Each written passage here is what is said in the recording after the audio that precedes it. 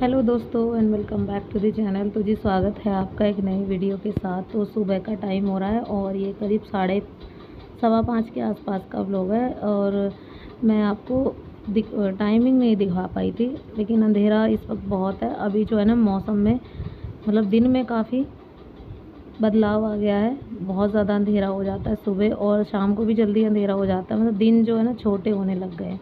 तो देखा जाए तो अब पहले इस टाइम तक थोड़ा दिन निकल आता था, उजाला हो जाता था, लेकिन आज जो है ना इतना उजाला नहीं है और काफ़ी जो है ना बहुत ज़्यादा अंधेरा हो रखा था। तो बस चलिए अभी चलते हैं घर की तरफ।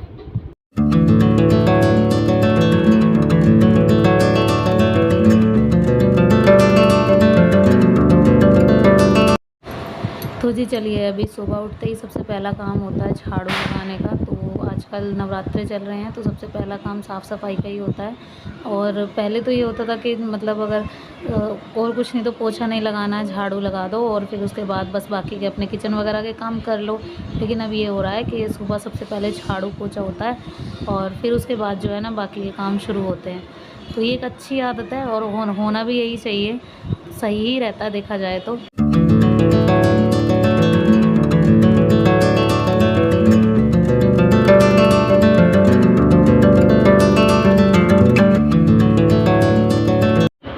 खैर चलिए, जो जैसा चलता है वैसा चलता ही रहता है, क्योंकि रूटीन ये होता है कि बच्चों का सुबह टिफ़िन की ज़्यादा जल्दी होती है। उससे पहले ना बस ये लगता है कि बस जैसे तैसे बच्चे जल्दी स्कूल चले जाएं टाइम से, फिर उसके बाद देखा जाएगा क्या ये होगा।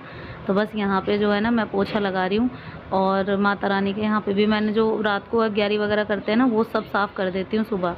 फिर उसके बाद जो है ना पोछा वगैरह लगा के अब दोबारा से नई तरीके से आरती होगी, अग्यारी होगी, सब होगा दोबारा तरीके से। तो जी सब सो रहे हैं, अभी एक एक करके उठ रहे हैं यहाँ पे।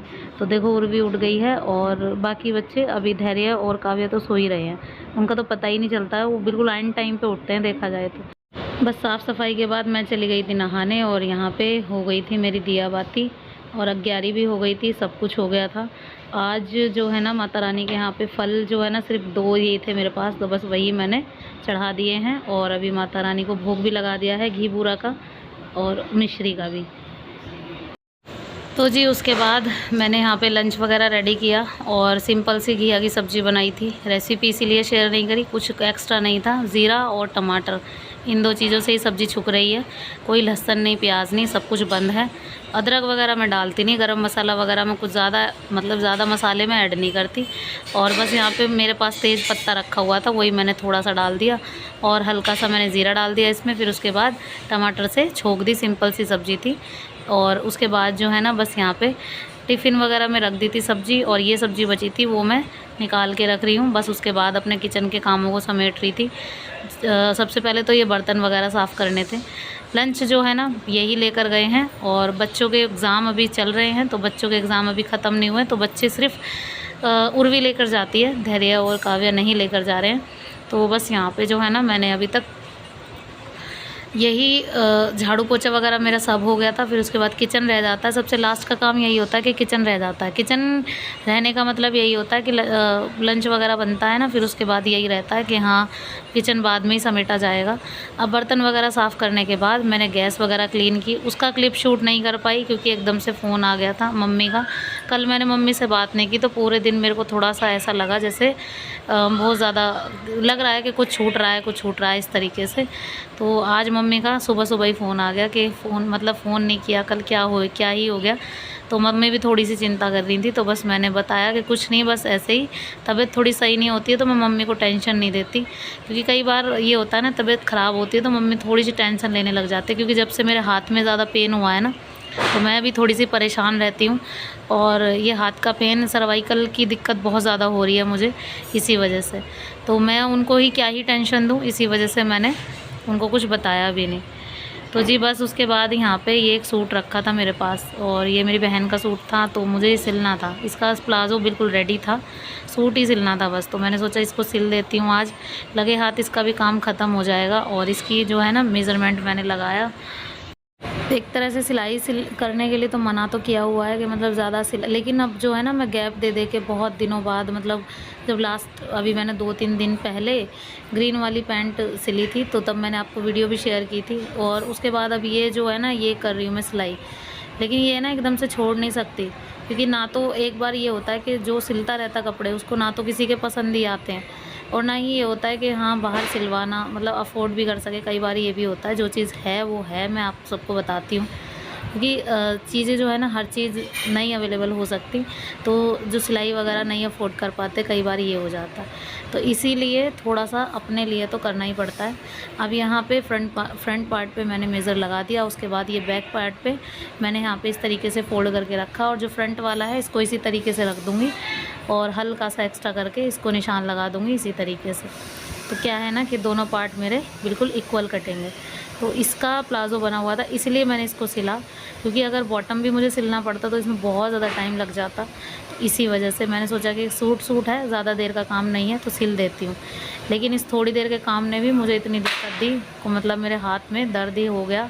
दर्द क्या, कमर में भी इतना दर्द हो गया। जैसे बैठे बैठे हम सिलाई करते हैं ना, ज़्यादा देर बैठना सर्वाइकल वालों के लिए बहुत ज़्यादा पेनफुल होता है, दिक्कत कर देता है। उनका ये है या तो घूमो थोड़ा सा, या फिर ये है कि थोड़ा लेटो, दो ही चीज़ें हो सकती हैं, आराम करना या फिर घूमना। ज़्यादा देर बैठने में दिक्कत होती है, और मुझे नहीं, सबको ही होती होगी। इवन जो मेरा वीडियो देख रहे हैं उसमें से कई लोगों को सर्वाइकल की अगर किसी को दिक्कत है तो प्लीज़ मुझे कमेंट बॉक्स में बताना ज़रूर कि सर्वाइकल में क्या क्या सिम्टम्स होते हैं, क्या क्या दिक्कत होती है, क्योंकि मुझे अभी नई नई शुरुआत है तो मुझे इतना नहीं पता। तो जी बस यहाँ पे अब मुझे इसकी स्लीव्स का निशान लगाना था।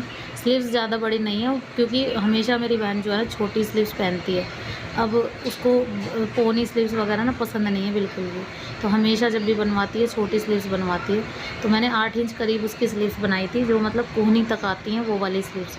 तो इसीलिए तो उस होता है किसी किसी की, सबकी अपनी अपनी पर्सनैलिटी होती है, उसे पसंद नहीं है, वो शुरू से शादी से पहले से ही कभी नहीं पहनती थी, तो इसीलिए ना उसको कम पसंद है। तो बस यहाँ पे जो स्लीव्स थी वो मैंने 8 इंच करीब काटी थी, ताकि कोहनी तक आ जाए और अच्छी सी थोड़ी सी लगे ठीक ठाक सी। अब मैं इस पर एक लेस वगैरह भी लगा दूँगी, ताकि थोड़ा सा डिज़ाइन इसका बन जाए। अब डिज़ाइन वगैरह बनाना तो ये हो गया कि मैं बहुत टाइम लग जाएगा बनाने में, और उसमें मुझे बहुत देर तक बैठना पड़ेगा। अब यहाँ पे देखो मैंने स्लीव्स पूरी रेडी कर दी थी, मतलब फ़ोल्ड करके पूरी रेडी किया, फ़ोल्ड कर दी थी। और उसके बाद यहाँ पे मेरे पास एक गोल्डन कलर की लेस पड़ी थी, मैंने इसको यहाँ पे इस तरीके से लगा दिया। तो इसका डिज़ाइन जो है ना थोड़ा सा अच्छा लग रहा था, तो मुझे काफ़ी पसंद आया इसका डिज़ाइन सा। मतलब ये छोटी लेस है ना पतली वाली, जब हम लगा देते हैं इसको तो इसका लुक बहुत अच्छा आता है। ज़्यादातर ब्लाउज़ पे बहुत अच्छा लुक देती है ये, और स्लीव्स पे तो बहुत ही सुंदर लगती है। तो यहाँ पे मैंने इस तरीके से दोनों स्लीव्स पे लगा दिया। और फिर उसके बाद बस गले वगैरह तो मैंने अरेबिक पट्टी से, उरेब पट्टी जो होती है ना उससे बनाए थे, तो इसीलिए बहुत बार मैंने आप लोगों के साथ शेयर भी किया हुआ है। तो आज इसीलिए शेयर नहीं किया, क्योंकि उरेब पट्टी वाले गले बहुत ईजी होते हैं, और कई बार मैंने शेयर भी किया है। अब उसके बाद यहाँ पे बस फिटिंग करनी थी स्लीव्स लगा के ना, फिर उसके बाद बस फिटिंग करनी थी, बस वही एक काम रह गया था। तो यहाँ पे पहले तो देखो इसको स्लीव्स को इस तरीके से जोड़ेंगे हम खुली बाजू। देखो ये उरेब पट्टी का गला बना हुआ है एम्ब्रॉयडरी से, और बहुत ही सही बना था, बिल्कुल क्लीन अच्छा बना था, मतलब पूरी फिनिशिंग के साथ। ऐसा नहीं है कि उरेब पट्टी वाले गले अच्छे नहीं बनते, उरेब पट्टी वाले गले बहुत अच्छे बनते हैं, लेकिन ये है कि अच्छे से पट्टी लगी होनी चाहिए। उसके बाद अच्छे से छोटे छोटे से जो कट है ना वो लगे होने चाहिए। कट लग जाते हैं तो थोड़ा सही लगते हैं, अच्छे से बन जाते हैं। तो इसीलिए थोड़े से मैंने कट वगैरह लगाए थे, तो अच्छे से अंदर फोल्ड हो जाती है ना पट्टी, तो समझ लो आपका गला अच्छे से फिनिशिंग के साथ तैयार होता है। तो जब मैं खुली बाजू चढ़ाती हूँ इसी तरीके से चढ़ाती हूँ, पहले एक तरफ की सिलाई लगा लेती हूँ, दूसरी तरफ दूसरी बाद में दूसरी तरफ लगा देती हूँ।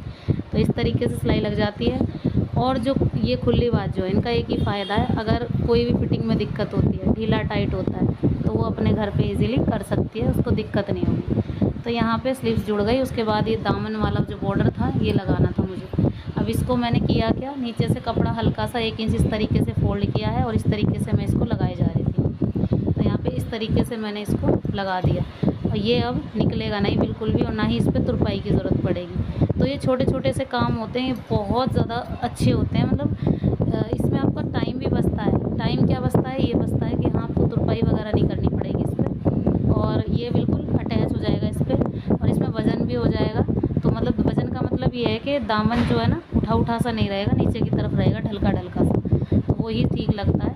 और फ्रंट पे पहले मैंने इसको हटा के अच्छे से प्रेस भी कर ली थी। सो गाइस सूट रेडी हो गया था सिल के, और ये देखो इसके चाक वगैरह भी फोल्ड कर दिए हैं, लेकिन अभी जो है ना इसका फिनिशिंग वर्क जो तुरपाई वगैरह वाला है ना वो नहीं हो पाया है। तो सब कुछ रेडी कर दिया है इसका। और साइड में से स्लीव्स देखो कितनी अच्छी लग रही है, इसकी डोरी वगैरह भी मैंने साथ के साथ रेडी कर दी है।